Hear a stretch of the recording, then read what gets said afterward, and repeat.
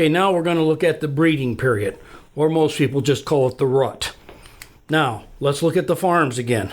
Now, on farm A, here's the route of this buck during the rut. You could kill him on farm A, B, C, and D.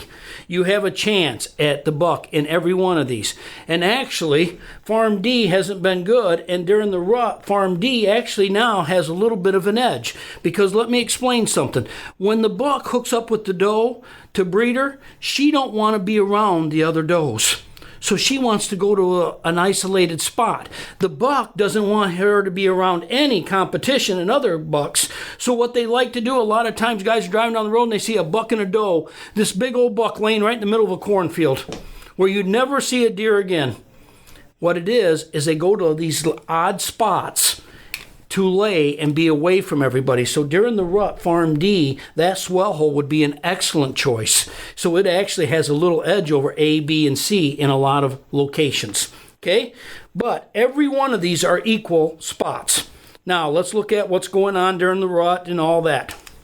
So now, during the rut, okay, he's totally interested in does, and guys like me that really understand deer, we just really don't like the rut. And everybody in the world writes, it's rut time. That's what I want to hunt. Well, when I understand deer, where they bed and come and go during the rut, I don't know what doe came into heat. So it's the only time I have to do a lot of guessing. Now, his travel is totally unpredictable because we don't know what doe came into heat last night, whether it's on your farm or the neighbors. Signs are not important. Look how the rubs from basically from November 11th through the 20th, only 6%. So here it was going along, and during the scrape period, it goes up to 45%. Most rubs and scrapes are made like that. And then as soon as the breeding season starts, it just drops right off, the scrapes and the rubs. So it goes flat and starts climbing, and then it climbs, and then it starts to drop already. And that's what's happening. High intersection is hot spots. So again, staging areas, any place where lots of doe groups, a major food source off of it a little ways, will be a hot spot. Travels, you want to actually, now you ain't worrying about the scrape lines and rub lines. That's the buck's travel. Now all the bucks are with the girls, so now you should have been keeping track of how the does are moving, and now you want to be setting up on them runs and them food sources because that's where the buck will be. He's trailing the does. First big wave of does to enter estrus are your 2.5 and older, and you will actually can get 3 different ruts. Okay, about 28 days later, any doe that didn't get bred will recycle. And in southern Michigan, like on my property, the fawns that were born in May will literally cycle and be bred yet this year. Now that would never happen in northern Michigan. UP will never see that happen.